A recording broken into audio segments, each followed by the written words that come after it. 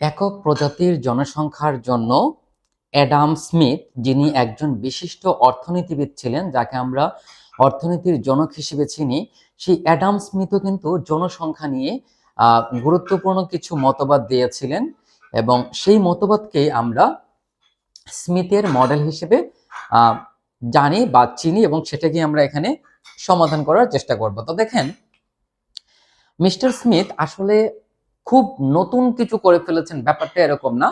উনি জাস্ট হচ্ছে ম্যালথাসের মডেল এবং বারহাস্টের যে লজিস্টিক মডেল ছিল, এই দুইটা মডেলের উপর নিজের কিছু অপিনিয়ন অ্যাড করেছেন এবং বারহাস্ট এবং ম্যালথাসের মডেলের বেশ কিছু রেস্ট্রিকশন ছিল, সেই রেস্ট্রিকশনগুলো উনি দূর করেছেন এবং সেইগুলোর উপরে তিনি নিজের মতবাদ দিয়েছেন এবং নতুন একটা মডেল উনি ইমপ্লিমেন্ট করেছেন। তো এই হচ্ছে এই মডেলটাকেই তখন বলা হচ্ছে স্মিথের মডেল। সো মিস্টার স্মিথ কি বলেছিলেন আমরা একটু দেখি। তো মিস্টার স্মিথের মডেলটা জানার পূর্বে আমাদের একটু জানতে হবে ম্যালথাসের মডেলটা কি ছিল, তারপর আমরা স্মিথের মডেলটাকে ভালো করে জানতে পারবো। তো দেখেন, এইটা হচ্ছে আমাদের ম্যালথাসের মডেল। তো মিস্টার ম্যালথাস কি বলেছিলেন? মিস্টার ম্যালথাস এরকম বলেছিলেন, দেখেন, মিস্টার ম্যালথাস বলেছিলেন যে যদি যদি টি সময়ে জনসংখ্যাকে আমরা এক্স টি দ্বারা প্রকাশ করি, যদি টি সময়ে কোনো এলাকার জনসংখ্যা এক্স টি হয়, তাহলে এইটাকে আমরা এভাবে প্রকাশ করব, dx by dt equal to হচ্ছে bx মাইনাস dx।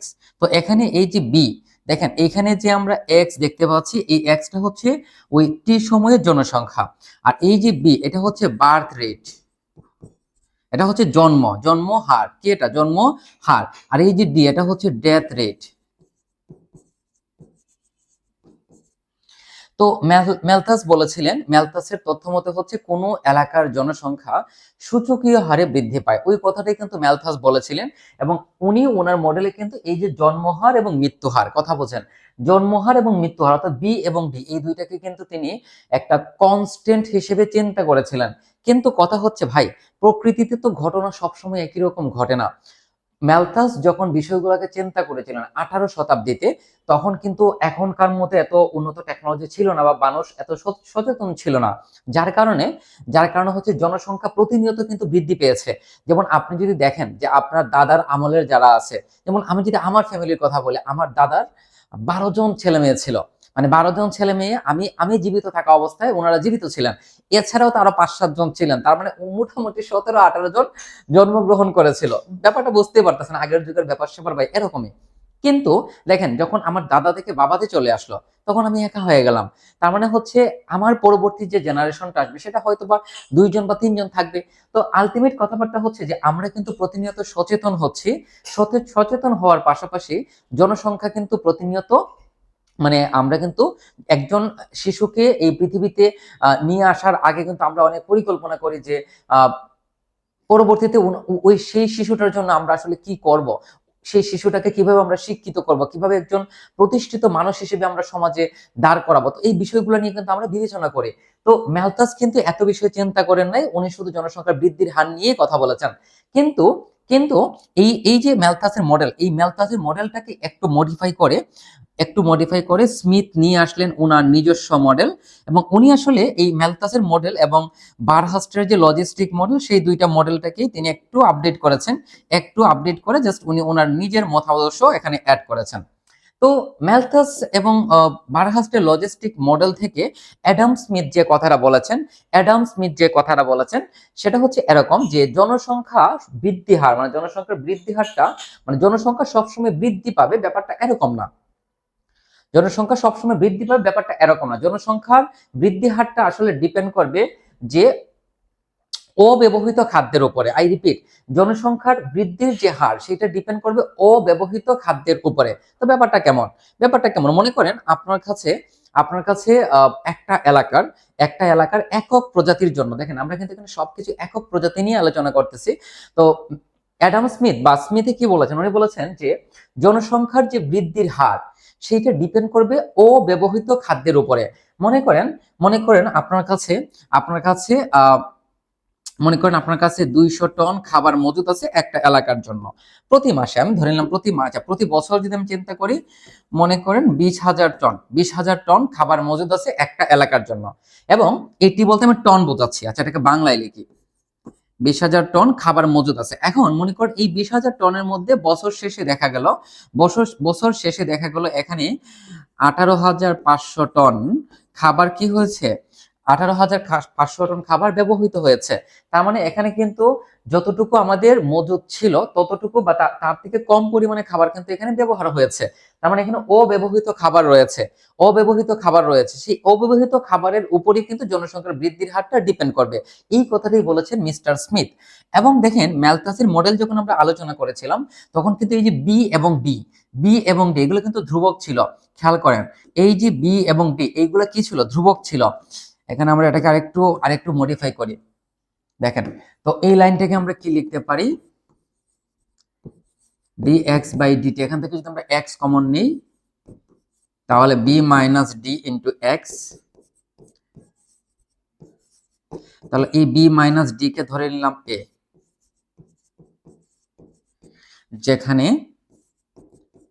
যেখানে a ইকুয়াল টু হচ্ছে b মাইনাস ডি।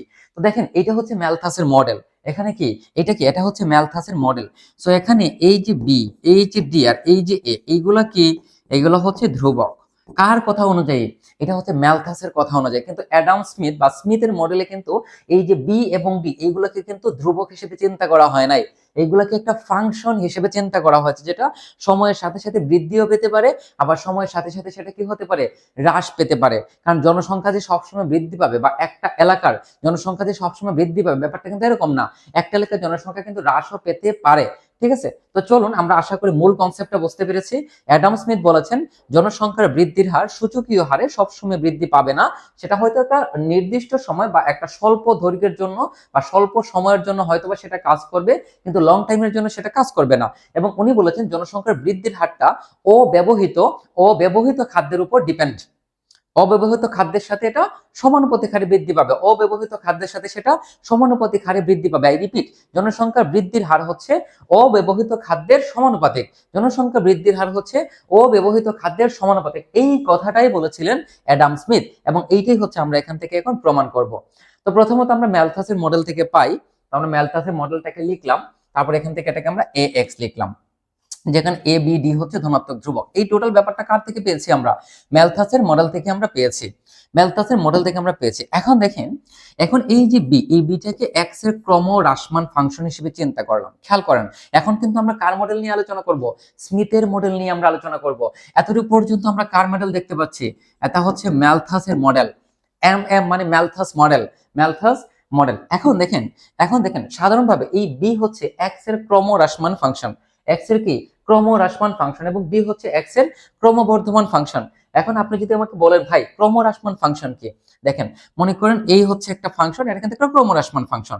এই বিন্দুতে সর্বোচ্চ সংখ্যক জনসংখ্যা আছে, এই বিন্দুতে জনসংখ্যা কমতে কমতে সর্বনিম্ন সংখ্যায় পৌঁছে যাবে, মানে এখান থেকে কমতে কমতে কমতে কমতে কমতে কমতে এই জায়গাতে এসে পৌঁছাবে।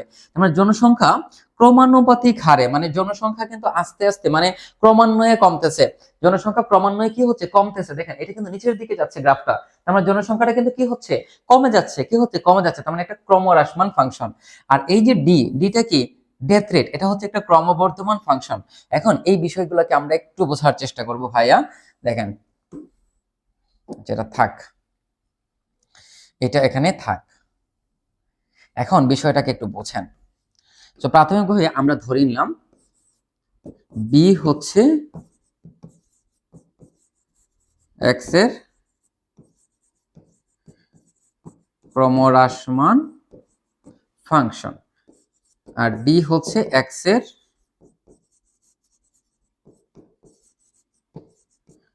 ক্রমবর্ধমান ফাংশন। সো ক্রমহ্রাসমান ফাংশনটা কেমন হবে, এরকম, এই যে এরকম, এটা কি পাচ্ছে, হ্রাস পাচ্ছে। আর ক্রমবর্ধমান ফাংশনটা কেমন হবে, ক্রমবর্ধমান ফাংশনটা হবে এরকম, যে এই জনসংখ্যাটা কি হচ্ছে, ক্রমান্বয়ে বৃদ্ধি পাচ্ছে। এখন আমি যদি এখানে এইরকম একটা চিত্র অঙ্কন করি, এটা হচ্ছে একটা কি, এটা হচ্ছে একটা কি বলবো এটাকে, অবতল ফাংশন, এটা কি একটা অবতল ফাংশন, এটা কি একটা অবতল ফাংশন। এখন দেখেন, এখন এই চিত্রটা যদি আমি চিন্তা করি, মনে করেন এইটা হচ্ছে আমাদের সর্বোচ্চ পয়েন্ট, এটা কি আমাদের সর্বোচ্চ পয়েন্ট। এখন এই জায়গাতে কিন্তু জনসংখ্যা কম আছে, তার মানে এখান থেকে জনসংখ্যা বৃদ্ধি পেতে পেতে পেতে পেতে পেতে পেতে এই বিন্দুতে যখন যাবে তখন জনসংখ্যা হচ্ছে সর্বোচ্চ, তার মানে এতটুকু পর্যন্ত হচ্ছে এটা কি ক্রমবর্ধমান ফাংশন, কি এটা ক্রমবর্ধমান ফাংশন। এখন এইখানে যদি আমি এটাকে আরেকটা পার্টিশন করে দিই, এটাকে আমি এখানে একটা পার্টিশন করে দিলাম। এখন দেখেন এইখানে এই বিন্দুতে কিন্তু জনসংখ্যা সর্বোচ্চ, এখান থেকে কমতে কমতে কমতে কমতে এখানে আসলো, তার মানে এটা হচ্ছে কি ক্রমহ্রাসমান ফাংশন। এখন আমরা এই মডেলটাকে যদি একটু চিন্তা করি, একটু মডেলটাকে চিন্তা করেন ভাই, এখানে বিটা হচ্ছে ক্রমহ্রাসমান ফাংশন, মানে বিটা হচ্ছে বার্থ রেট, জন্মহার, তার মানে জন্মহার যত হ্রাস পাবে, খেয়াল করেন জন্মহার যত হ্রাস পাবে মৃত্যু হার তত বৃদ্ধি পাবে। তো ব্যাপারটাকে আপনি আপনার বাস্তব লাইফের সাথে চিন্তা করেন, যেমন আমার দাদা, আমার দাদার যে নেক্সট জেনারেশন অর্থাৎ আমার বাবার যে ফ্যামিলি ছিল, সেখানে ছিল 17-18 জন ছিল আমার ফ্যামিলিতে মানুষ ছিল 17-18 জন। তার মানে এই যে 17-18 জন যে মানুষগুলো ছিল, আজ থেকে 50 বছর, 60 বছর, 70 বছর আগের কথা আমি বলতেছি কিন্তু, তো তখন কিন্তু তারা আসলে জনসংখ্যার যে একটা কুফল আছে, অধিক জনসংখ্যার যে একটা কুফল আছে সেই বিষয় সম্পর্কে তারা হয়তোবা তারা অবগত ছিলেন না, দ্যাটস ওয়াই এত জনসংখ্যা বৃদ্ধি পেয়েছিল। কিন্তু সময়ের সাথে সাথে কিন্তু এর পরবর্তী জেনারেশনে কিন্তু জনসংখ্যা বৃদ্ধির হারটা কমেছে, নেক্সট জেনারেশন গুলাতে হয়তোবা সেটা আরো কমবে, নেক্সট জেনারেশন গুলো হয়তোবা কি সেটা আরো কমবে। তো এখানে মূল কথা হচ্ছে যে এখন কিন্তু জনসংখ্যা ক্রমহ্রাসমান, মানে আগে যে জনসংখ্যা বৃদ্ধির যে হার ছিল, খেয়াল করেন আগে জনসংখ্যা যে বৃদ্ধির হার ছিল সেইটা থেকে কিন্তু এখন কমেছে।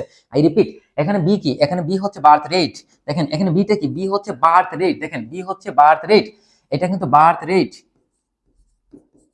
জন্মহার। তার মানে এই বিটা কিন্তু এখন সময়ের সাথে সাথে হ্রাস পাচ্ছে, জন্মহার কিন্তু হ্রাস পাচ্ছে। কিন্তু ওই সময়ে যে অধিক জনসংখ্যা জন্মগ্রহণ করেছিল তারা কিন্তু এখন আস্তে আস্তে মারা যাবে। সহজ বিষয় না, কারণ যাদের বয়স 60, 70, 65, 85, 90 হয়ে গেছে তারা তো আস্তে আস্তে এখন মৃত্যুবরণ করবেন, খুব স্বাভাবিক বিষয়। তার মানে মৃত্যু হারটা কি হবে, বৃদ্ধি পাবে, জন্মহারটা কি পাবে, হ্রাস পাবে। তো এই কথাটি এখানে বলা হয়েছে, যেখানে বি হচ্ছে এক্স এর একটি কি ক্রমহ্রাসমান ফাংশন, মানে বর্তমান সময়ের সাথে কম্পেয়ার করলে বিটা এখন কি পাবে, হ্রাস পাবে। কিভাবে হ্রাস পাবে, আর এই ডিটা হচ্ছে কি, এটা কিভাবে বৃদ্ধি পাবে, মানে মৃত্যু হারটা কিভাবে বৃদ্ধি পাবে। তার মানে এই টোটাল ব্যাপারটাকে উনি একটা অবতল ফাংশন হিসেবে চিন্তা করেছেন মিস্টার স্মিথ। তো এই হচ্ছে আমাদের কি একটা অবতল ফাংশন, ঠিক আছে। তো এই কথাটা আশা করি আমরা বুঝতে পেরেছি। এখন এ হচ্ছে এক্স এর একটা ক্রমহ্রাসমান ফাংশন, তাহলে এ কেন ক্রমহ্রাসমান ফাংশন, খেয়াল করেন বি হচ্ছে এক্স এর ক্রমহ্রাসমান ফাংশন, ডি হচ্ছে কি ক্রমবর্ধমান ফাংশন। তাহলে তাহলে বি মাইনাস ডি কি হবে বলেন তো, হ্রাসমান। তার মানে এটা ছোট, এটা কি বড়, ছোটটা থেকে যদি আমি বড়টা বিয়োগ করি তাহলে এইটার যে মান আসবে সেটা তো ঋণাত্মক মান আসবে, তাই না। আমি আবার বলছি, বি হচ্ছে কি বার্থ রেট, ডি কি ডেথ রেট। এখন মনে করেন একটা এলাকাতে আমি রেট না বলে আমি টোটাল জনসংখ্যাটা চিন্তা করি, মনে করেন বিএক্স এবং ডিএক্স, বিএক্স আর কি ডিএক্স। তো এটা হচ্ছে টোটাল কতজন শিশু জন্মগ্রহণ করেছে। বি হচ্ছে বার্থ রেট, কার বার্থ রেট, এক্স এর বার্থ রেট, মানে ওই জনসংখ্যার বৃদ্ধি হার। আর এখানে ডিএক্স, তার মানে এক্স হচ্ছে জনসংখ্যা, ডি হচ্ছে ডেথ রেট অর্থাৎ মৃত্যু হার। মৃত্যু হার বলতে আমরা ডি কে বলছি, আর ডিএক্স বলতে টোটাল কতজন শিশু মৃত্যুবরণ করেছে, সরি টোটাল কতজন বৃদ্ধ লোক মৃত্যুবরণ করেছে, বা টোটাল বাচ্চা কাচ্চাও তো মৃত্যুবরণ করে, তাই না। মানে টোটাল কতজন মৃত্যুবরণ করেছেন সেটা হচ্ছে ডিএক্স, টোটাল কতজন জন্মগ্রহণ করেছে সেটা কি, সেটা হচ্ছে বিএক্স। এখন এই যে দেখেন এটা হচ্ছে বার্থ রেট, কি এটা বার্থ রেট, এটা হচ্ছে ডেথ রেট। এই বার্থ রেট যদি কম হয়, ডেথ রেট যদি বেশি হয়, তাহলে এই দুইটার যে বিয়োগফল আসবে সেটা কিন্তু কি হবে, ঋণাত্মক হবে। কি হবে, ঋণাত্মক হবে। দ্যাট মিন্স এই বি মাইনাস ডি, এই বি মাইনাস ডি এর নাম আমরা কি দিয়েছি, এ। দেখেন বি মাইনাস ডি এর নাম কি দিয়েছি, এ। তার মানে এটা হচ্ছে একটা ক্রমহ্রাসমান ফাংশন, ক্রমহ্রাসমান ফাংশন। কি এটা, ক্রমহ্রাসমান ফাংশন। ব্যাপারটা আশা করি ক্লিয়ার। যেহেতু বি হচ্ছে ক্রমহ্রাসমান, ডি হচ্ছে ক্রমবর্ধমান, তার মানে বার্থ ডেট থেকে যদি আমরা ডেথ রেটটাকে বিয়োগ করি তাহলে সেই বিয়োগফলটা অবশ্যই আগের থেকে কমবে, মানে কমবে, সহজ বিষয়। তার মানে এটা কি ক্রমহ্রাসমান ফাংশন। এই যে দেখেন এই কথাটাই এখানে বলা হয়েছে, এটা কি ক্রমহ্রাসমান ফাংশন। এখন এখন এখন দেখুন, এখানে যে আমরা আমাদের এখানে যে কি কি ছিল, এ ছিল, বি ছিল, ডি ছিল, ওইগুলোকে আমরা এখন ফাংশন হিসেবে চিন্তা করব। কি হিসেবে চিন্তা করব, ফাংশন হিসেবে চিন্তা করব। এখন আসেন এটাকে আমরা সলভ করি, এই জায়গাটাকে এখন আমরা মুছে দেই। সো এখন এইটাকে দেখেন, এখানে একটা সমীকরণ দিয়েছে 1 নং। আচ্ছা, এটাকে তাহলে আমরা 1 নং সমীকরণ দিই, তাহলে আমাদের বিষয়গুলো বুঝতে সহজ হবে। সো এটা হচ্ছে 1 নং সমীকরণ, কি এটা 1 নং সমীকরণ, ঠিক আছে। এইটা হচ্ছে 1 নং সমীকরণ। এই যে এই অংশটা হচ্ছে 1 নং সমীকরণ। ওকে, এখন আসেন আমরা বুঝি। এখন এখান থেকে আমরা হিসাব করব। সো উনি কিন্তু এই যে বি এইটাকে কিন্তু কোনো কনস্ট্যান্ট চিন্তা করেন নাই, এটাকে একটা ফাংশন হিসেবে চিন্তা করেছেন। তার মানে এটা কি bx। ডিটাকেও উনি একটা ফাংশন হিসেবে চিন্তা করেছেন, তার মানে এটাও কি dx। একেও তিনি একটা ফাংশন হিসেবে চিন্তা করেছেন, সেটা হচ্ছে ax, মানে x এর ফাংশন আর কি। মানে ম্যালথাসের মডেল অনুযায়ী তো বি এবং ডি এগুলো কনস্ট্যান্ট, মানে এগুলো ফিক্সড। কিন্তু ম্যালথাসের মডেল থেকে স্মিথ বলেছেন না, এটা সত্য না, এটা সবসময় এভাবে কাজ করবে না। এটা ফাংশন হিসেবে চিন্তা করলে আমরা সময়ের সাথে সেটাকে পরিবর্তন করতে পারবো। বৃদ্ধি পেলে উপরের দিকে যাবে, হ্রাস পেলে নিচের দিকে আসবে, যদি আমরা গ্রাফের মাধ্যমে চিন্তা করি। তো এটাকে তিনি ফাংশন হিসেবে চিন্তা যদি করেন, তাহলে এই লাইনটা কি হবে? এই লাইনটা তখন হবে dx বাই dt সমান সমান কি bx মাইনাস dx। তাহলে এটা হবে এই যে বি কে bx আর এই হচ্ছে x minus dx into x। ঠিক আছে, এই যে এইভাবে আমরা এটাকে লিখতে পারি। ঠিক আছে, সো এখান থেকে আমরা কি পাবো? dx by dt। So x টাকে যদি আমরা বাইরে নিয়ে নেই, তাহলে bx মাইনাস dx ইনটু কি x। দেখেন এই যে এখন এই যে bx মাইনাস dx কে নাম দিয়েছি আমরা ax। এই যে b মাইনাস d কে যদি a দেই, তাহলে bx মাইনাস dx সমান কি ax। সো এখান থেকে আমরা যে লাইনটা পাবো সেটা হচ্ছে ax into x, ax into x। এটাকে দিয়ে দেবো আমরা 2 নং সমীকরণ। দেখেন এই পুরোটা হচ্ছে ax আর এই হচ্ছে আমাদের x। তো এতটুকু পর্যন্ত আশা করি আমরা ক্লিয়ারলি বুঝতে পেরেছি।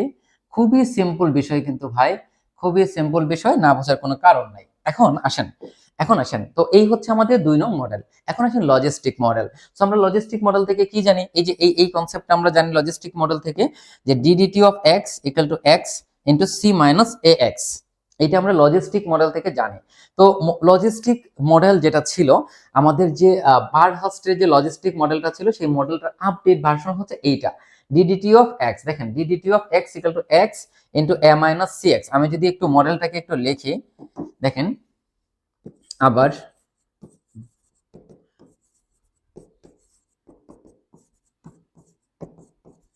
একটু দেখেন, এই যে ddt of x equal to হচ্ছে x into a minus cx, x into a minus cx। এখন এই x টাকে আর গুণন করে নেন, তাহলে 1 বাই x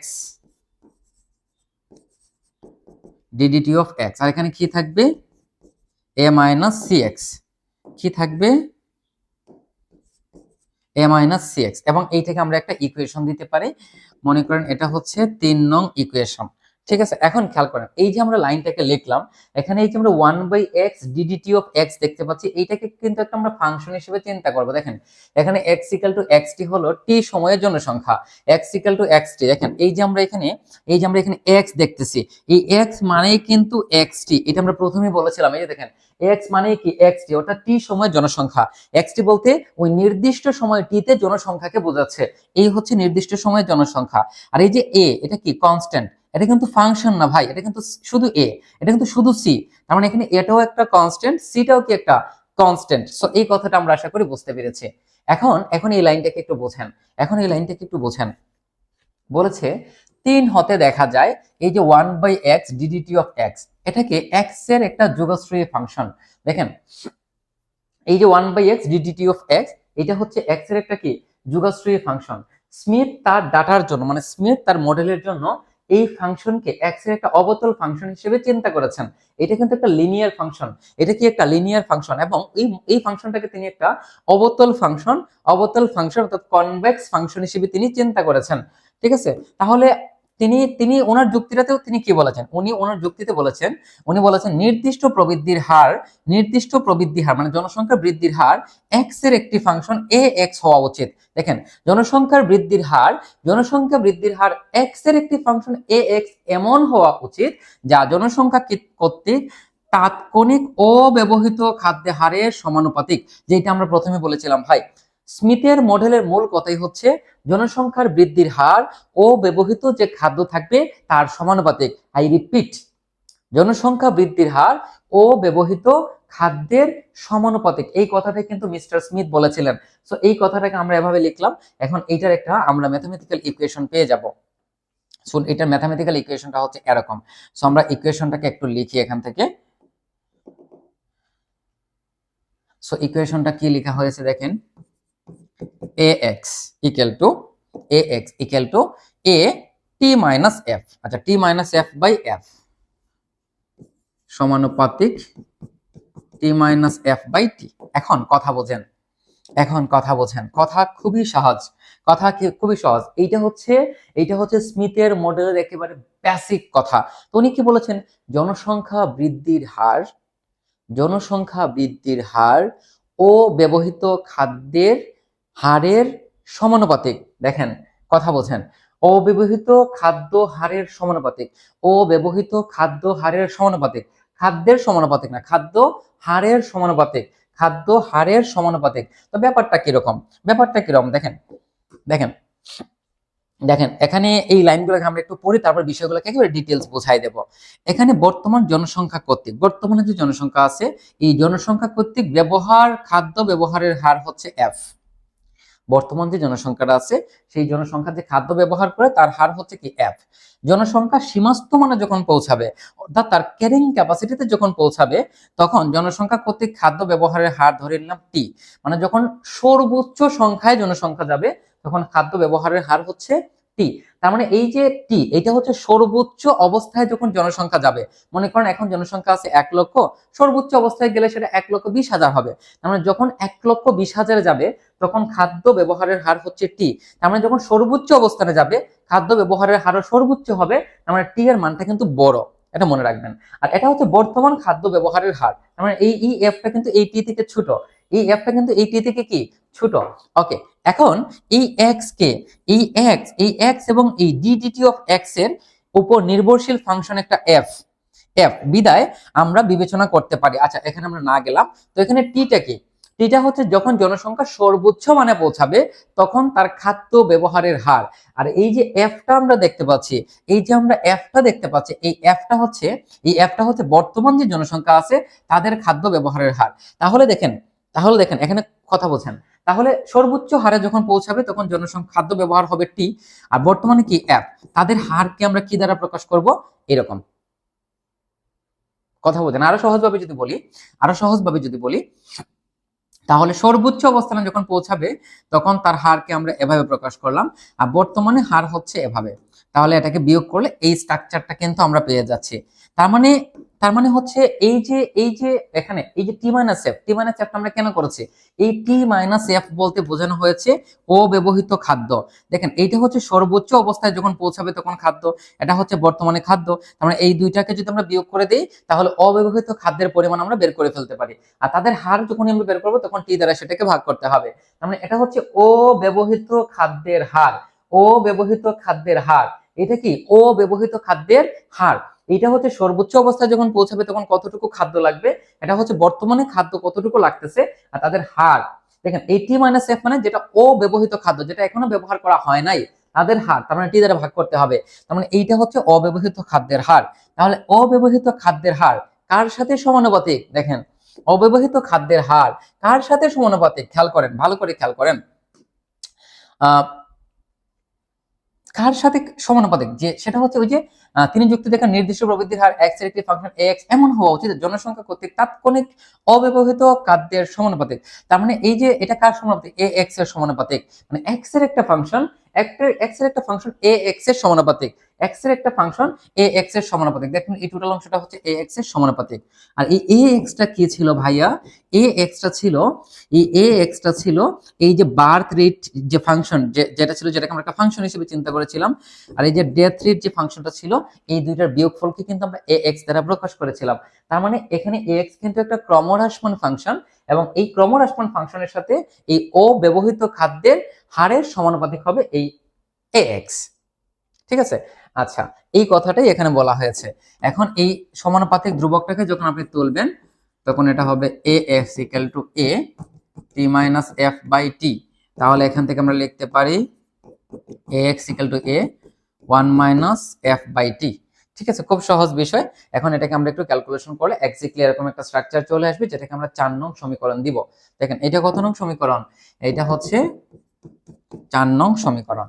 আচ্ছা, এখন খেয়াল করেন, দেখেন এইটা হচ্ছে 3 নং সমীকরণ, এইটা হচ্ছে 3 নং সমীকরণ, আর এটা কত নং সমীকরণ? 4 নং সমীকরণ। এখন এখানে যে কথাটা ওনারা বলেছিলেন, মিস্টার স্মিথ বলেছেন, সেটা হচ্ছে যে এক্স এবং ডিএক্স বাই ডিটি এর উপর নির্ভরশীল একটা ফাংশন হচ্ছে এফ। খেয়াল করেন এফটা কি? এফটা হচ্ছে বর্তমান জনসংখ্যা কর্তৃক খাদ্য ব্যবহারের হার হচ্ছে এফ। এখন আপনি আমাকে বলেন তো, আপনি আমাদের বলেন খাদ্য কতটুকু ব্যবহার হবে, সেটা কার উপর ডিপেন্ড হবে? সেটা অবশ্যই জনসংখ্যার উপর ডিপেন্ড করবে। কথা বোঝেন? এই যে এফ, এই এফটা কি? এফটা হচ্ছে বর্তমান জনসংখ্যা কর্তৃক খাদ্য ব্যবহারের হার। মানে বর্তমানে জনসংখ্যা কর্তৃক খাদ্যটা কি পরিমাণে ব্যবহার হচ্ছে বা কি হারে ব্যবহার হচ্ছে, সেইটাকে কিন্তু আমরা এফ নামকরণ করেছি। এফ এফ তার মানে এই এফটা কার উপর ডিপেন্ডেন্ট? অবশ্যই বর্তমান জনসংখ্যার উপর ডিপেন্ডেন্ট। এবং ব্যবহারের যেহেতু হারের কথা বলেছে, তার মানে জনসংখ্যার পরিবর্তনের হারের উপরে কিন্তু এটা কি ডিপেন্ডেন্ট। তার মানে এক্স এর উপর ডিপেন্ডেন্ট, এবং এক্স এর যে পরিবর্তন সেই পরিবর্তনের হারের উপরে সে কি করবে? ডিপেন্ডেন্ট। তার মানে এফটা হচ্ছে এক্স এবং ডিডিটি অফ এক্স এর উপর ডিপেন্ডেন্ট একটা নির্ভর ফাংশন, এটার উপর ডিপেন্ডেন্ট একটা ফাংশন। তাহলে এফ কে আমরা কি লিখতে পারি? তাহলে এফ কে আমরা একটা খুব সুন্দর ফাংশন হিসেবে চিন্তা করতে পারি, যে f সমান হচ্ছে c1x প্লাস c2। তো c2 এর পরিবর্তে কি হবে? c2 এর পরিবর্তে হবে ddt of x। দেখেন খুব সুন্দর কথাবার্তা কিন্তু, c1x প্লাস c2, আচ্ছা c2 লিখে নাই, আন্তরিকভাবে দুঃখিত, c2। ওকে, তো এটাকে আমরা দিয়ে দিব কত নং সমীকরণ? 5 নং সমীকরণ। তো আমি আবারও বলি, দেখেন এই fটা কিন্তু এই x এবং ddt of x এর উপর ডিপেন্ডেন্ট। x এবং ডিডিটি অফ x এর উপর ডিপেন্ডেন্ট, অর্থাৎ জনসংখ্যা এবং জনসংখ্যা পরিবর্তনের হারের উপর ডিপেন্ডেন্ট কি? f। তো এটা হচ্ছে একটা রৈখিক ফাংশন। তো রৈখিক ফাংশনকে এভাবে লিখতে হয়।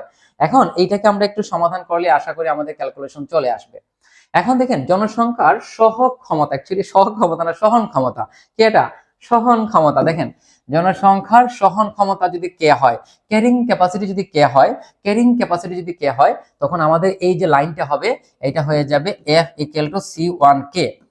এখন দেখেন কথা বোঝেন, জনসংখ্যার সহন ক্ষমতা, তার মানে এই জনসংখ্যাটা যখন কে তে পৌঁছাবে, জনসংখ্যাটা যখন কোথায় পৌঁছাবে? কে তে পৌঁছাবে, সহন ক্ষমতা কে তে পৌঁছাবে, তখন এই এক্স এর পরিবর্তে আমরা কত বসাবো? কে বসাবো। তখন এটা হয়ে যাবে ডিডিটি অফ কত? ডিডিটি অফ, দেখেন তখন এই এফটাকে আমরা কি লিখবো খেয়াল করেন, তখন এই এফ সমান কি হবে? এফ সমান হবে C1K প্লাস C2। এখন খেয়াল করেন, যখন জনসংখ্যা তার ক্যারিং ক্যাপাসিটিতে পৌঁছাবে, অর্থাৎ সর্বোচ্চ সহন ক্ষমতাতে পৌঁছে যাবে, তখন কি জনসংখ্যার পরিবর্তন হবে? না রে ভাই, তখন তার পরিবর্তন হবে না। তখন তার তো অলরেডি সে তার সর্বোচ্চ সহন ক্ষমতায় চলে গেছে, আর জনসংখ্যা বৃদ্ধি পাওয়ার কোনো সুযোগ নাই। তার মানে এই যে ডিডিটি অফ এক্স, এটার মান হয়ে যাবে 0। তো এটা হয়ে গেল 0। তো আমরা লিখতে পারি এফ সমান হচ্ছে C1K। ঠিক আছে, এই যে এইটাকে আমরা এভাবে লিখবো এবং পরবর্তীতে এটাকে আমরা সমাধান করব, এবং এটাকে দিয়ে দিলাম 6 নং সমীকরণ। কি দিলাম? 6 নং সমীকরণ। তাহলে f = C1K, এটা কত নং সমীকরণ? 6 নং সমীকরণ।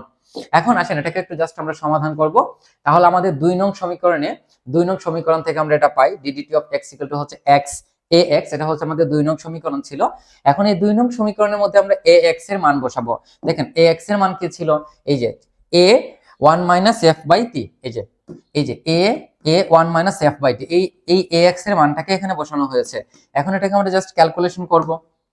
তাহলে ax, এই যে f, এই f এর মানটা আমরা বের করেছি, এই যে এটা হচ্ছে f এর মান, এই যে f এর মান, আর এই যে t, এই t এর মানটাও আপনাকে এখানে বসাতে হবে। t এর মানটাও কি করতে হবে? এখানে বসাতে হবে। আচ্ছা, এখানে আরেকটা কথা আমি বলে নেই, যখন জনসংখ্যার সহন ক্ষমতা কে হবে, তখন 3 নং সমীকরণ থেকে আমাদের 3 নং সমীকরণটা কি ছিল? এই ছিল আমাদের 3 নং সমীকরণ। তখন f = হয়ে যাবে t। আচ্ছা, টা কি ছিল? আমরা একটু এখানে আসি। আচ্ছা, হ্যাঁ, ঠিক আছে। দেখেন এখানে একটু খেয়াল করেন, জনসংখ্যার সহন ক্ষমতা যখন কে হবে, তখন আমাদের লাইনটা কি x টেন্ডস টু k, তাই না? তার মানে আমাদের ব্যাপারটা এরকম হবে যে f = C1K।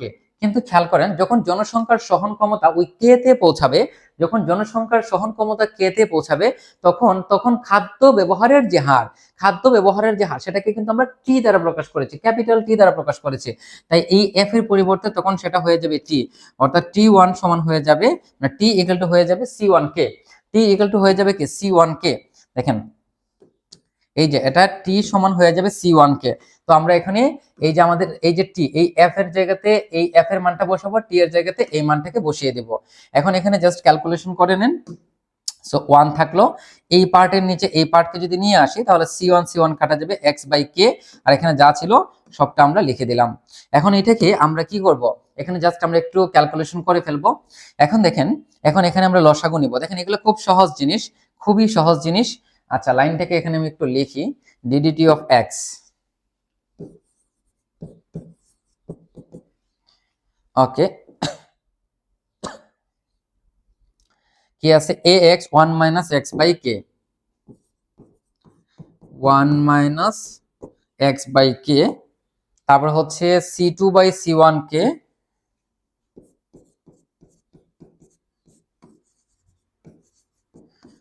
DDT of X. এই হচ্ছে আমাদের লাইন, ঠিক আছে। এখন আমাদের তো হচ্ছে ভাই জনসংখ্যার মডেল বের করতে হবে, অর্থাৎ এক্স এর ভ্যালু ফাইন্ড আউট করতে হবে। সো এই যে ডিডিটি অফ এক্স যুক্ত যে পার্টগুলো আছে, দেখেন এই যে আমাদের ডিডিটি অফ এক্স যুক্ত যে পার্টগুলো আছে সেগুলোকে আগে আমরা একসাথে নিয়ে আসব। সো আমরা লিখতে পারি, দেখেন ডিডিটি অফ এক্স, এইখানে ডিডিটি অফ এক্স আছে, এখানে মাইনাস, সো আসলে হয়ে যাবে প্লাস। এখানে আছে এ এক্স, তারপর হবে সি টু সি ওয়ান কে, আর হচ্ছে ডিডিটি অফ এক্স। তাহলে এখানে কি থাকবে, এখানে থাকবে A X one minus X by K. এই যে দেখেন, তারপরে এখান থেকে আপনি ডিডিটি অফ এক্স কমন নিয়ে নেন, তাহলে পাবেন one plus A X C two by C one K DDT of X equal to হচ্ছে A X one minus X by K, one minus X by K. এই যে দেখেন এই লাইনটাকে এক্স্যাক্টলি এভাবে লেখা হয়েছে, A C two X, A C two X C one K DDT of X. Okay, এখন এখানে আমরা ডিডিটি অফ এক্স এর মান বের করব, তারপর এটাকে ইন্টিগ্রেশন করে আমরা এক্স এর ভ্যালু বের করব। সো এখান থেকে আমরা এই পুরো অংশটাকে আর গুণন করে এইটা নিচে নিয়ে যেতে পারি। তাহলে এখান থেকে আমরা কি পাচ্ছি, দেখেন DDT of x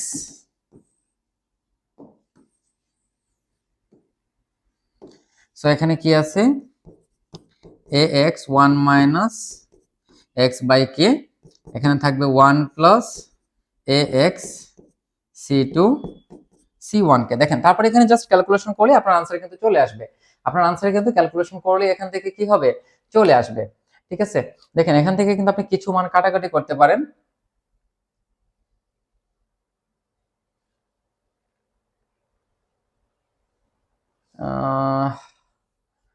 one by কে কি আগে থেকে ছিল? আচ্ছা আমরা যদি কে কমন নেই, আচ্ছা আমরা এখানে একটু ক্যালকুলেশন করি।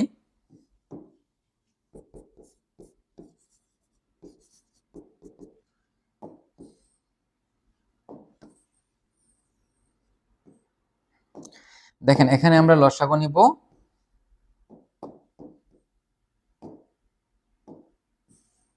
নিচেও আমরা লসাগু নিব। সো নিচে লসাগু যাবে সি ওয়ান কে, তাহলে থাকবে C one K plus A X C two, আর উপরে যদি লসাগু যাবে শুধু কে, তাহলে হবে A X K minus X. দেখেন এই দুইটা থেকে কিন্তু আমরা এই কে আর এই কে কে কেটে ফেলতে পারি, ঠিক আছে। সো এখানে যদি আমরা আর গুণন করি,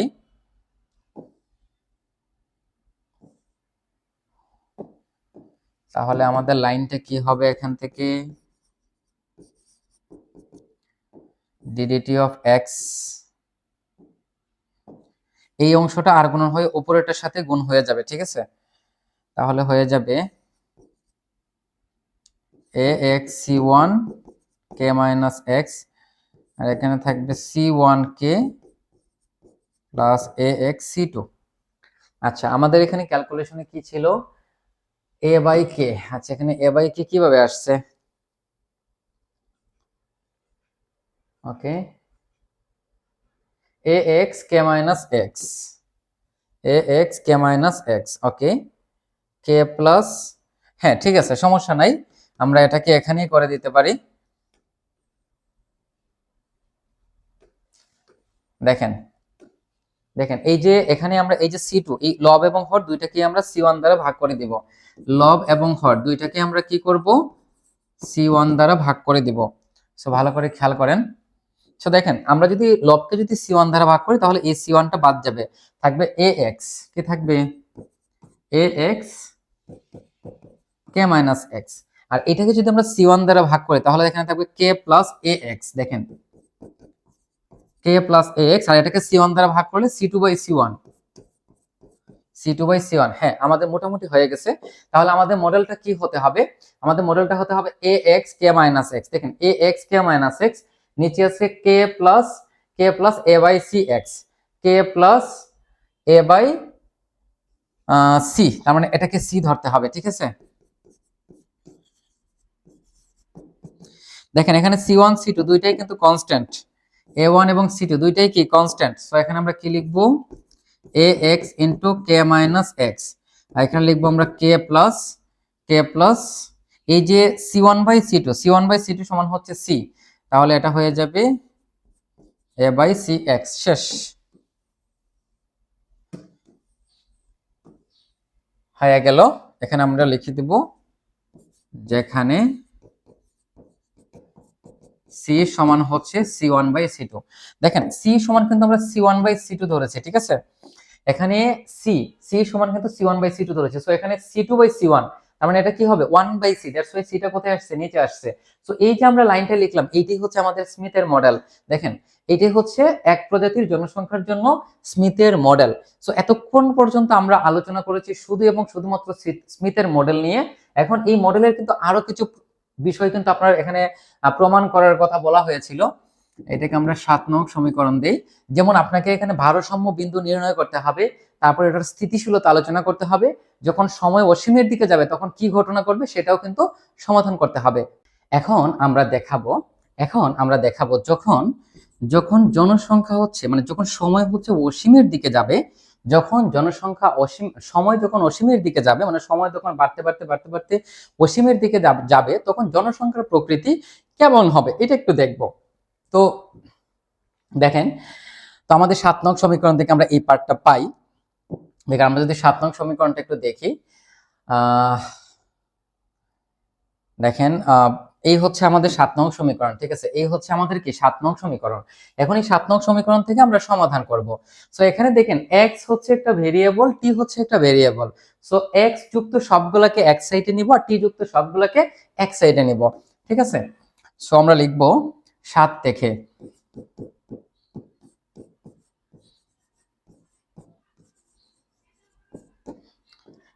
থেকে, পাই। ওকে, তো 7 নং সমীকরণে কি দেয়া আছে, এই যে এইটা আর গুণ হয়ে উপরে চলে আসবে। দেখেন 7 নং সমীকরণ থেকে আমরা কি লিখব, K plus A by C X, আর উপরে যেটা আছে নিচে চলে আসবে, অর্থাৎ X K minus X D X. তাহলে এখানে থাকলে এ আর এই ডিটিটা এদিকে চলে যাবে। তো 7 নং সমীকরণ থেকে আমরা এটাকে দুইটা পার্টে ডিভাইড করে দিলাম। এখন জাস্ট আমরা এটাকে ক্যালকুলেশন করে দিব, তাহলে হয়ে যাবে। এখন দেখেন এখানে উপরে দুইটা পার্ট আছে, তো এখানে আমরা কভার আপ রুল ব্যবহার করব। কভার আপ রুল আপনারা হয়তোবা এই রুল সম্পর্কে আগেও জেনেছেন। এটা কিন্তু খাবার রুল না ভাই, এটা হচ্ছে cover up rule. Cover up rule হচ্ছে আংশিক ভগ্নাংশের শর্টকাট ভার্সন। মানে আংশিক ভগ্নাংশের মাধ্যমে তো একটা প্রবলেমকে একেবারে বিস্তারিত সমাধান করতে হয়, বাট কভার আপ রুলের মধ্যে ওই ডিটেইলস সমাধান করতে হয় না, শর্টকাটেই এখান থেকে আমরা এটাকে দুইটা পার্টে ডিভাইড করে দিতে পারি। তো এটাকে আমরা কিভাবে সমাধান করব দেখেন। সো আমরা এই জায়গার মধ্যে কভার আপ রুল ব্যবহার করব। তো দেখেন কভার আপ রুলটা খুবই সুন্দর। প্রথমে আমরা লিখব এক্স, তারপর দিলাম প্লাস, তারপর লিখবো আমরা কে মাইনাস এক্স। দেখেন এক্সটা লিখলাম প্রথমে, কে মাইনাস এক্সটা লিখলাম শেষে। এখন এখানে আপনার যে কাজ, দেখেন আপনি যে মানটা এখানে ধরবেন, এক্স থাকলে এক্স, কে মাইনাস এক্স থাকলে এক্স, কে মাইনাস এক্স মানে যাই লিখবেন, এখানে যেটা লিখবেন তার মান ধরে নেবেন 0।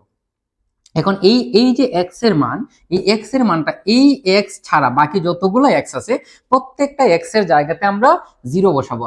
তাহলে কি হবে দেখেন, কে মাইনাস এক্স অর্থাৎ কে মাইনাস 0 উপরে কি হবে K plus A by C into 0। এই যে এক্স এর মান 0 বসিয়েছি। এখন এখানে কি আছে কে মাইনাস এক্স।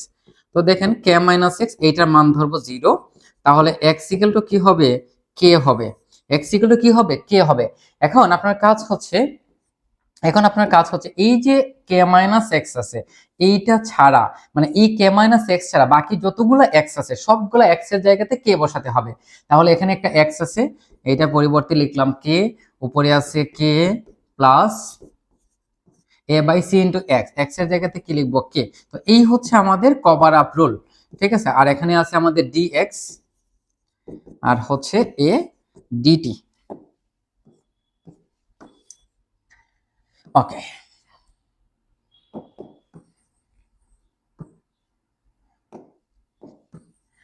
এটাকে আমি একটু উপরে নিয়ে নেই।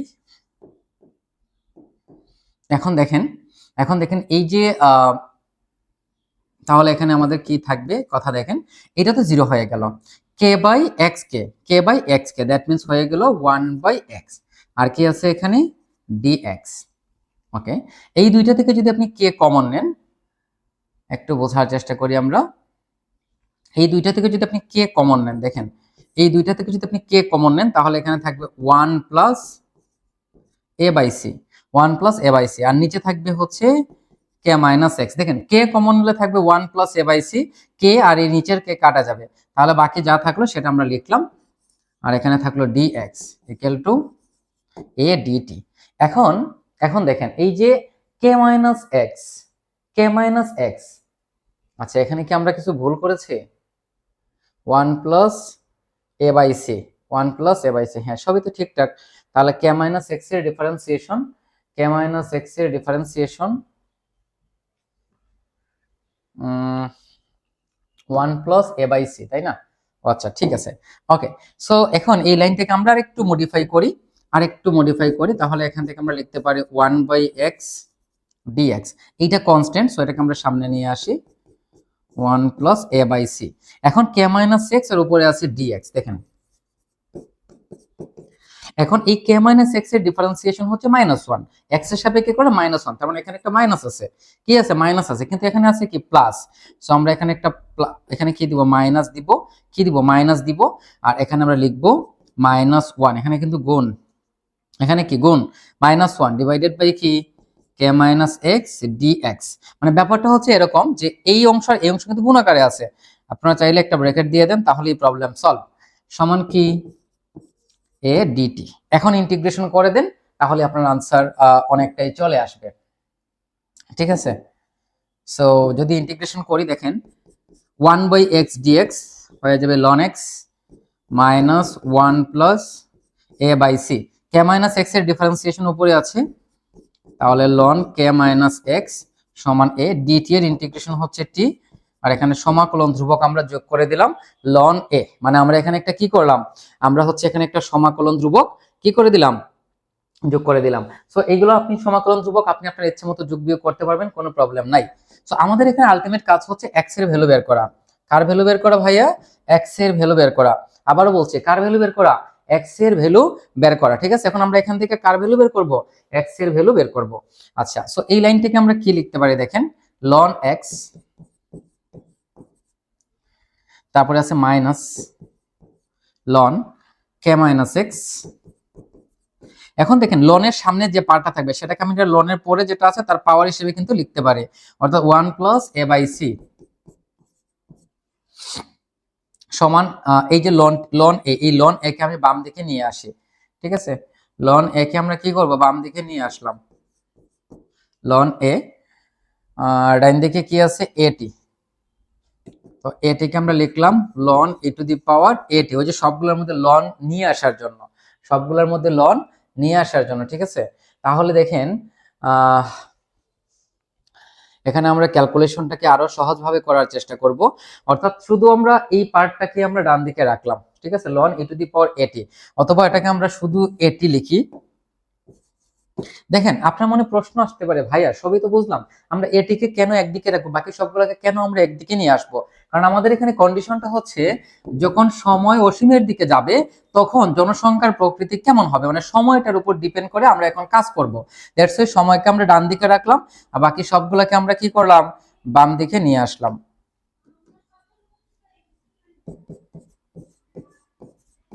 লন এক্স মাইনাস এই পুরোটা এ পুরোটা বি, তাহলে লন এ লন বি, আমরা যদি এখানে ব্র্যাকেট দেই তাহলে দেখেন এটা হয়ে যাবে প্লাস, কি হয়ে যাবে প্লাস। তাহলে লন এ প্লাস লন বি সূত্র কি, লন এ বি, তাহলে লন এ, আপনি এ বি আপনি ইচ্ছা মতো ধরেন, কোনো প্রবলেম নাই। 1 + a/c সমান এটি। তাহলে ln a minus ln b সূত্র হচ্ছে ln a by b, ln a by b. তাহলে এখানে এ বলতে হচ্ছে এক্স আর বি বলতে হচ্ছে এ কে মাইনাস এক্স 1 + a/c সমান কত, এটি। এই যে দেখেন এতটুকু পর্যন্ত ক্যালকুলেশন আমরা আশা করি ক্লিয়ারলি বুঝতে পেরেছি। এই যে এতটুকু পর্যন্ত ক্যালকুলেশন আশা করি আমরা বুঝতে পেরেছি, ঠিক আছে। এখন যদি আপনি এই এটি কে লন নিয়ে আসেন, বাম দিকে যেহেতু লন আছে আপনি এখান থেকে নিয়ে আসতে পারেন, তাহলে লন এ টু দি পাওয়ার এটি, লন এ টু দি পাওয়ার এটি। এখন এখানে একটু হিসাব নিকাশ করে নিই, লন বাদ দিয়ে দেন, তাহলে এখানে কি থাকবে ভাইয়া, উপরে থাকবে এক্স, নিচে থাকবে এ কে মাইনাস এক্স 1 + a/c সমান e two the power at। So আমাদের প্রাথমিক ক্যালকুলেশন কিন্তু শেষ, প্রাথমিক ক্যালকুলেশন কিন্তু শেষ। এখন আমাদের বলা হয়েছে কি যে সময় যখন অসীমের দিকে যাবে তখন জনসংখ্যার প্রকৃতি কেমন হবে। তাহলে এখন আমরা সময় অসীমের দিকে নিয়ে নিব, সময় অসীমের দিকে নিয়ে আমরা দেখাবো যে জনসংখ্যার ঘটনাটা, মানে জনসংখ্যাটা কোন দিকে যায়। যখন t টেন্ডস টু ইনফিনিটি তখন, তাহলে টি যদি অসীমের দিকে যায়, টি যদি অসীমের দিকে যায় মানে জনসংখ্যা যদি অসীমের দিকে যায় তাহলে আমাদের লাইনটা হবে এরকম, x by a into k minus x to the power 1 + a/c। এইটাও টেন্স টু, এই যে এখানে টেন্স টু চলে আসবে e two the power at, তাহলে টি এর সাথে ইনফিনিটি, টি এর জায়গাতে যদি আমরা ইনফিনিটি বসাই তাহলে e two the power infinity. মনে রাখতে হবে e two the power infinity মানে কিন্তু zero, e two the power infinity মানে কি zero, e two the power infinity মানে কি জিরো, এটা ক্লিয়ারলি মাথায় রাখতে হবে। e two the power infinity মানে কত, জিরো, ঠিক আছে। তাহলে দেখেন এখান থেকে আমরা কি লিখতে পারি, এখান থেকে আমরা লিখতে পারি ওকে আসেন এখানে আমরা আর একটু ক্যালকুলেশন করি, তাহলে বিষয়গুলো আরো সহজভাবে আমরা এক্সপ্লেন করতে পারবো। এখানে এক্স আর এখানে চলে আসবে e two the power infinity, e two the power infinity মানে কিন্তু ইনফিনিটি। খেয়াল করেন আমরা জানি e two the power infinity মানেই হচ্ছে ইনফিনিটি, e টু দি পাওয়ার 1/ইনফিনিটি মানেই হচ্ছে জিরো। এই ছোট ছোট ফর্মুলাগুলো আপনাকে মাস্ট বি জানতে হবে, তাহলেই বিষয় ক্লিয়ার। তো আমরা দিলাম টেন্স টু, আর এটা ডান দিকে চলে যাবে, অর্থাৎ a K minus x to the power 1 + a/c। তাহলে x এর নিচে ইনফিনিটি, যে কোনো সংখ্যার নিচে ইনফিনিটি মানে কত, জিরো, যে কোনো সংখ্যার নিচে ইনফিনিটি মানে হচ্ছে জিরো। তাহলে আমরা লিখব a K minus x to the power 1 + a/c tends two কত, জিরো। টেন্স টু জিরো কিভাবে হয়েছে বুঝেছেন, এই যে x/ইনফিনিটি দ্যাট মিন্স অলমোস্ট জিরো এর কাছাকাছি, কারণ যে কোনো সংখ্যা নিচে ইনফিনিটি থাকলে সেটা জিরো হবে। আর যেহেতু এখানে টেন্স টু আছে তাই আমরা টেন্স টু দিয়ে দিলাম, ঠিক আছে। তো আমাদের কাজ কিন্তু শেষ। এ যেহেতু একটা কনস্ট্যান্ট সেটাকে আর্গুমেন্ট করে বাদ দিয়ে দিতে পারি, যেহেতু এ কি কনস্ট্যান্ট, যেহেতু এ কি কনস্ট্যান্ট সেটাকে আর্গুমেন্ট করে বাদ দিয়ে দিতে পারেন। তাহলে আমাদের লাইনটা কি আসবে,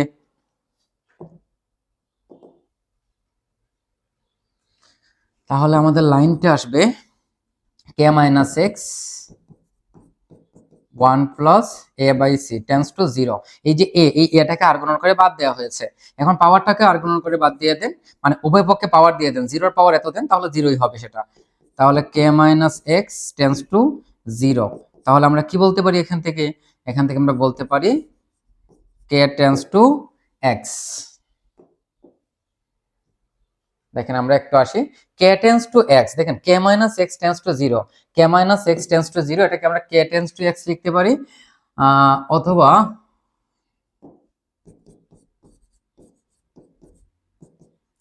এক্স টেন্স টু কে লিখতে পারি।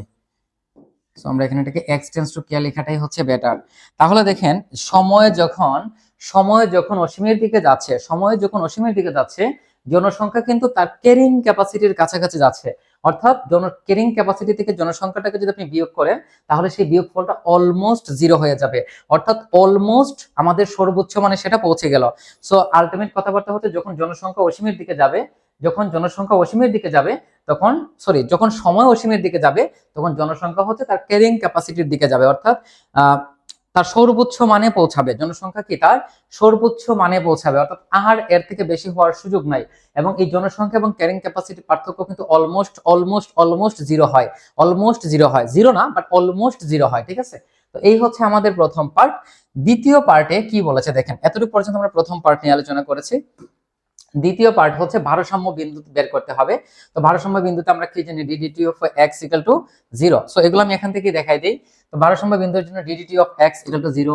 ভারসাম্য বিন্দু মানে কি, যে সময়ে বা যে বিন্দুতে জনসংখ্যার আর কোনো পরিবর্তন হবে না, তার মানে পরিবর্তনের হার শূন্য। That's why DDT of X equal two কত, 0। সো 7 নং সমীকরণ থেকে জানি এই অংশটা হচ্ছে ডিডিটি অফ এক্স এর মান। দেখেন 7 নং সমীকরণ থেকে আমরা জানি এটা হচ্ছে ডিডিটি অফ এক্স, তো এটার মান হচ্ছে 0। সো এটা হয়ে গেল 0। সো নিচের অংশটাকে আর গুণন করে দেন, তাহলে থাকবে a x k - x = 0। এখান থেকে আপনি x এর দুইটা মান পাবেন, একটা 0 আর একটা কি k। তার মানে এই দুইটাই হচ্ছে ভারসাম্য বিন্দু। এই দুইটাই কি ভারসাম্য বিন্দু, কি এটা, এই দুইটা হচ্ছে ভারসাম্য বিন্দু। এখন এই ভারসাম্য বিন্দুতে স্থিতিশীলতা আলোচনা করতে হবে। অর্থাৎ এই ভারসাম্য বিন্দুতে জনসংখ্যাটা স্থিতিশীল নাকি অস্থিতিশীল। অর্থাৎ x = 0 বিন্দুতে কি হবে, এবং যখন সে তার ক্যারিং ক্যাপাসিটির সমান হবে তখনই বা কি হবে। এই হচ্ছে আমাদের কথাবার্তা। এখন আসেন আমরা x = 0 এর সাপেক্ষে যুগাশ্রয়ীকরণ করার জন্য x = আমরা 0 প্লাস এপসাইলন ধরে নিব। আর এখানে এপসাইলনের মান দেখেন, এই যে আমরা x এর মান কি ধরেছি, 0 প্লাস এপসাইলন। এখানে এপসাইলনের মানটা হচ্ছে লেস দেন 1, অর্থাৎ 0 থেকে অনেক অনেক অনেক অনেক ছোট, বাট 0 থেকে বড়। 1 থেকে অনেক অনেক অনেক অনেক ছোট, বাট 0 থেকে বড়, মানে মনে করেন 0.0000000 সামথিং এরকম আর কি। তাহলে এই 7 নং সমীকরণ, আমাদের যে 7 নং সমীকরণ আছে, সেই 7 নং সমীকরণে আমরা মান বসাবো। বারবার 7 নংটাই আমরা কেন বলতেছি, কারণ এই যে দেখেন, এই যে DDT of X equal two এত, এই যে অংশটা, এইটা কিন্তু আমাদের স্মিথের মডেল ছিল। এটা কিন্তু আমাদের স্মিথের মডেল ছিল। সো আপনি তো স্মিথের মডেলে ভারসাম্য এবং স্থিতিশীলতা আলোচনা করবেন, তাই না? ওই জন্য 7 নং সমীকরণ থেকে ক্যালকুলেশন করতে হবে। সো এই 7 নং সমীকরণে আমরা ভ্যালুগুলো বসাই দিব। সো এখান থেকে দেখেন আপনি x = কি পাবেন, এপসাইলন। সো এই যে dx বাই dt হয়ে যাবে d এপসাইলন বাই dt। এখানে প্রত্যেকটা x এর জায়গাতে জাস্ট এপসাইলন বসাই দিতে হবে। এখন খেয়াল করেন, এই যে এখানে যদি আমরা গুণ করি তাহলে কি হবে, a epsilon k minus a epsilon square, আর নিচে কি থাকবে, k plus a by c epsilon. এখন বলেন তো, এপসাইলন তো ভাই অলমোস্ট 0 এর কাছাকাছি একটা সংখ্যা, 0.00000 সামথিং একটা মান, তাই না? ওইটাকে যদি আমরা বর্গ করি, দেখেন এটাকে যদি বর্গ করি, এটাকে কি করি, বর্গ করি, তাহলে সেটা কিন্তু 0 হবে। এবং সেটাকে দেখেন নিচে কিন্তু আরো পার্ট আছে, ওইগুলো দ্বারা ভাগ করলে কিন্তু সেটা আরো ছোট হবে। দ্যাটস ওয়াই ওই যে অধিকঘাত অর্থাৎ দ্বিঘাত বা তার অধিকঘাত বিশিষ্ট পদগুলোকে আমরা বর্জন করে দিলাম। তাহলে এখানে থাকবে আমাদের a কে এপসাইলন, আর এইটাও বাদ যাবে কারণ এইটাও অধিক, মানে অনেক অনেক অনেক ছোট একটা মান। এই যে কেটা লিখবো, তখন এই সমানের পরিবর্তে আমরা প্রায় সমান ইকুয়াল চিহ্নটা ব্যবহার করব। কে বাদ দিয়ে দেন, হয়ে গেল a এপসাইলন। এবং এটা দেখেন সূচকীয় হারে কিন্তু বৃদ্ধি পাচ্ছে। সো এই যে এপসাইলন ইকুয়ালটা আপনি কে পেয়েছেন, এপসাইলন ইকুয়াল টু কি ছিল, এপসাইলন ইকুয়াল টু হচ্ছে x, এপসাইলন ইকুয়াল টু কি ছিল, x। সো এই যে এপসাইলনের জায়গাতে আমরা x বসিয়ে দিব। সো আমাদের কিন্তু কাজ শেষ। এইটা থেকে আমরা বুঝতে পারি জনসংখ্যা কিন্তু সূচকীয় হারে কি পাচ্ছে, বৃদ্ধি পাচ্ছে। জনসংখ্যা কি হচ্ছে, সূচকীয় হারে বৃদ্ধি পাচ্ছে। এখানে একটু মিস্টেক হয়েছে, এটা কিন্তু ইকুয়াল হবে, কি হবে, ইকুয়াল হবে। তো জনসংখ্যা কি হচ্ছে, সূচকীয় হারে বৃদ্ধি পাচ্ছে। এইটা কিন্তু প্রায় সমান, সূচকীয় হারে বৃদ্ধি পাচ্ছে। কারণ এটা কার মডেল ভাই, এটা কিন্তু দেখেন ম্যালথাসের মডেল। কিন্তু ম্যালথাসের মডেল থেকে আমরা কি জানি, জনসংখ্যা সূচকীয় হারে বৃদ্ধি পায়। এখানে a এর মানের উপর ডিপেন্ড করে জনসংখ্যার হার কিন্তু প্রতিনিয়ত বৃদ্ধি পাবে। তার মানে যখন x এর মান 0, তখন জনসংখ্যাটা হচ্ছে অস্থিতিশীল, কারণ এটা সূচকীয় হারে বৃদ্ধি পাচ্ছে। তার মানে এটা কি, অস্থিতিশীল। এখন আমরা দেখাবো যে x = k বিন্দুতে। তো x = k এর ক্ষেত্রে আমরা কি লিখবো, x = হচ্ছে k প্লাস ডেল্টা। এখানে আপনি এপসাইলন লিখতে পারেন, কোনো সমস্যা নাই। এই ডেল্টার মান হচ্ছে less than 0। Sorry less than 1, but ডেল্টার মানও কিন্তু 0 থেকে বড়, 0 থেকে বড় বাট 1 থেকে অনেক অনেক অনেক অনেক ক্ষুদ্র, যেমন 0.00000000 সামথিং। ঠিক আছে, সো আমরা এই মানটা 7 নং এ বসাই দিব। সেম প্রসেস, এই যে 7 নং এ বসালাম, তাহলে এই ডেল্টা বাদ যাবে কনস্ট্যান্ট, তাহলে ডিকে বাই ডিটি।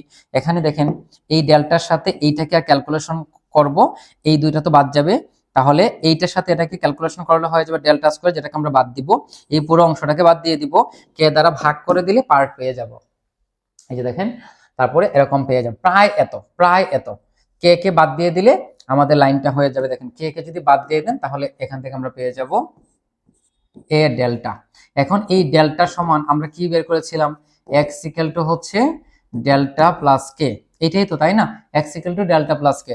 তাহলে ডেল্টা সমান কি হবে, এক্স মাইনাস কে, এই যে এক্স মাইনাস কে বসানো হয়েছে, এক্স মাইনাস কে বসানো হয়েছে, এটা হবে তখন সমান।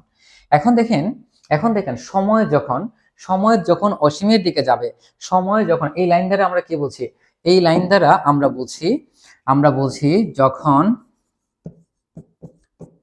t টেন্ডস টু ইনফিনিটি,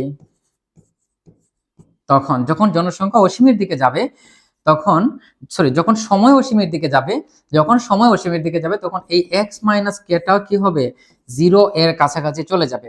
অর্থাৎ সময় যখন অসীমের দিকে যাবে, এই জনসংখ্যা এবং তার যে ক্যারিং ক্যাপাসিটি, এই দুইটার পার্থক্য অলমোস্ট 0 এর কাছাকাছি চলে যাবে। অর্থাৎ এখান থেকে আমরা বলতে পারি তখন x টেন্ডস টু k হয়ে যাবে, অর্থাৎ জনসংখ্যা তার ক্যারিং ক্যাপাসিটির একেবারেই কাছাকাছি চলে যাবে। এবং একেবারে কাছাকাছি যখন চলে যাবে, তখন জনসংখ্যা কিন্তু আর বৃদ্ধি পাবে না, তখন জনসংখ্যাটা ফিক্সড হয়ে যাবে, অর্থাৎ স্থির হয়ে যাবে। তার মানে এই অবস্থায় জনসংখ্যাটা হচ্ছে স্থিতিশীল। সো আমরা এখান থেকে লিখবো যখন t টেন্ডস টু ইনফিনিটি, তখন x টেন্ডস টু k, অর্থাৎ x ইকুয়াল টু k হচ্ছে কি, স্থিতিশীল।